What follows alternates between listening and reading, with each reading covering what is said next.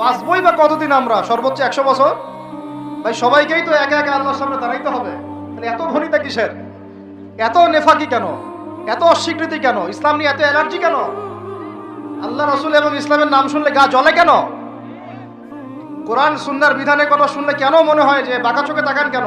না জানি আবার কি বলতেছে, কোন জঙ্গি আসলো, কোন সন্ত্রাসী আসলো, এগুলো কি শুরু করছে? এটা কোরআনের কথা, হাদিসের কথা, আল্লাহর কথা, রসুলের কথা। এখানে এইসব এইসব শব্দ প্রয়োগ করেন কেন?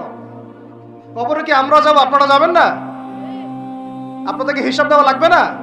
কি মনে করতেছেন আপনারা? আর এই উম্মার বিজয়ের জন্য কি শুধু আমাদের একার দায়িত্ব না, সবার দায়িত্ব আছে? সবাই মিলে তো শক্ত হাতে একটা হাতল ধরলে না ইসলাম বিজয় হবে। আল্লাহ পাক যে ক্ষমতা যাদেরকে দিয়েছেন, কেন আপনারা বুঝতে চেষ্টা করেন না যে আল্লাহ রাব্বুল আলামিনের কাছেই সার্বভৌম ক্ষমতা, তার বিধান বাস্তবায়ন করেন। আল্লাহ পাক আপনাদেরকে আরো শক্তিশালী করবে ইনশাআল্লাহ।